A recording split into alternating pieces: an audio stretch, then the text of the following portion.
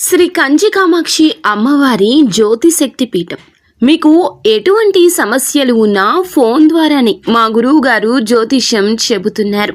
భార్యాభర్తల కలహాలు, ప్రేమించిన వారు దూరం కావడం, డబ్బు, వ్యాపార సమస్యలు, పెళ్లి కుదరకపోవడం, సంబంధాల సమస్యలు, గ్రహ దోషాలు, భూమి వాస్తు దోషాలు, విదేశీ ప్రయాణం కోసం, ఆరోగ్య సమస్యలు, కుటుంబ సమస్యలు, లక్ష్మీ శాంతి, గృహ శాంతి, వివాహం ఆలస్యం కావడం, స్త్రీ పురుష వశీకరణం, నాగదోష నరఘోష సమస్యలు, సినీ ఫీల్డ్ గురించి, విడాకులు, కోర్టు సమస్యలు, రియల్ ఎస్టేట్ సమస్యలు, రాజకీయం, ప్రమోషన్ గురించి, శత్రు వశీకరణ, చెడు ప్రయోగాలు. మీరు ఎక్కడెక్కడో జ్యోతిష్యం చెప్పించుకుని అది నెరవేరలేదని బాధపడుతున్నారా?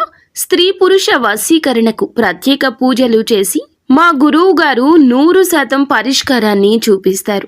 ఎటువంటి సమస్యలకైనా ఒక్కసారి నమ్మకంతో మా గురువు గారు గోపీరాజు గారిని సంప్రదించండి. Phone number 9815559967. ఈ రోజున ఈ రాశి జాతకులు గుండె ధైర్యం చేసుకుని ఈ వీడియో చూడండి. ఈ వీడియోలో చాలా అంశాలే ఉన్నాయి. మీరు తెలుసుకోవాల్సిన అంశాలు ఇవి. ఒక వార్త కూడా దాగి ఉంది. ఎలా ఉండబోతుంది అనే వివరాలు వీడియోలో తెలిస్తే మీకే అర్థమవుతుంది. వీడియోలో చెప్పే ప్రతి మాట సాక్షాత్తు పరమశివుడే మా నోటి ద్వారా మీకు తెలియజేస్తున్నాడంటూ జ్ఞాపకం ఉంచుకోండి. ఏదైనా ఒక విషయం గురించి చెబుతున్నాము అంటే అందులో సత్యం ఉండకుండా ఉండదు. ఒకసారి ఈ వీడియోలో చూసి తెలుసుకుని వాస్తవ పరిస్థితులకు అనుసంధానం చేస్తే మీకే అంతా బోధపడుతుంది. వీడియో నచ్చితే తప్పకుండా ఒక చిన్న లైక్ చేసి మమ్మల్ని సపోర్ట్ చేయండి. ఇక ఆలస్యం లేకుండా వీడియోలోకి వచ్చేద్దాం. ఖచ్చితంగా ఈ రోజున వీరికి పుత్ర శోకం కలగబోతుంది. మీ పుత్రుల్లో ఎవ్వరైనా సరే ఈ రోజున వారి విషయంలో మీకు ఒక ఆపద వస్తుంది. వారికి వచ్చిన కష్టం మీ గుండె దడ పుట్టిస్తుంది. వారి వల్ల మీకు ఇబ్బందులు కలగొచ్చు. వారు చేసిన చిన్న చిన్న పొరపాట్లు ఈ రోజున మీకు కష్టాన్ని కలిగించవచ్చు. మీ యొక్క సంతానం రీత్యా దురలవాట్లకు లోను అయ్యారు అనే వార్త కావచ్చు, ధన నష్టం కలిగిన వార్త కూడా కావచ్చు, లేదా వారి మానసిక ప్రశాంతతకు భంగం కలిగించిన వార్త కావచ్చు. మీరు వినే అవకాశం కనిపిస్తోంది. మీరు ఈ రాశి జాతకులైతే మీకు కూడా ఇటువంటి ఇబ్బందులు కలగొచ్చు.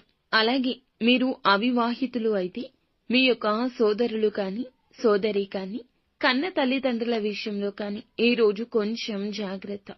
వారి యొక్క మానసిక స్థితిలో ఏదైనా మార్పు గమనిస్తే ఖచ్చితంగా వారికి తోడు నీడగా ఉండండి. వారి యొక్క మానసిక స్థైర్యాన్ని కోల్పోనివ్వద్దు. ఎప్పుడూ వదలకుండా, దూరంగా ఉంచకుండా ఆత్మీయంగా దగ్గరకు తీసుకోండి. వారి యొక్క కష్టంలో జాగ్రత్తలు చెప్పండి. అలాగే మీ యొక్క సంతానం నుంచి దూరం కావద్దు. బిడ్డల్ని ఎంత కాపాడుకుంటే వారి భవిష్యత్తు అంత సరి చేసిన వారవుతారు. ఇప్పుడు కాపాడుకోకపోతే, కంటికి రెప్పలా చూసుకోకపోతే జరిగే ప్రమాదాన్ని ఆపలేరు, అంచనా వెయ్యలేరు. ఈ రోజు ఈ యొక్క మాటను అజాగ్రత్తగా తీసుకోవద్దు. ఎవరైనా మీ యొక్క సంతానమైనా, సోదరులైనా, కన్న తల్లిదండ్రులైనా వారి పట్ల ఒకంత జాగ్రత్తగా ఉండండి. ఒకవేళ మీది కూడా ఇదే రాశి అయితే ప్రమాదం ఎలా మీ దరికి వస్తుందో కూడా తెలియదు. కావున అప్రమత్తత అవసరము. కోపం, ఆవేశం పక్కన పెట్టండి. ప్రేమగా ఉండండి. వారితో ప్రేమగా మెలగండి. ఈ యొక్క విషయం మీద ధ్యాస పెట్టండి. పుత్ర వియోగం కూడా కలిగే అవకాశం లేకపోలేదు. ఇది గ్రహ నీచ స్థితి కావున ముందస్తు జాగ్రత్తలు పాటించాల్సిందే. జరిగే ప్రమాదాల నుంచి మిమ్మల్ని మీరు కాపాడుకోండి. మీ యొక్క సంతానాన్ని, బంధాలను కాపాడుకోండి. అప్పుడే ప్రమాదాన్ని ఆపిన వారమవుతాం. మిగతాదంతా భగవంతునిపై భారం వేయండి. అందరికీ ఇలాగే ఉంటుందని కాదండి. ఈ రోజు కొంతమందికి ఇత్యాది మార్పులు కలగబోతున్నాయి. అనుకోని విధంగా ప్రమాదం మీ వైపు దూసుకొస్తుంది. ధైర్యంగా ఉండండి.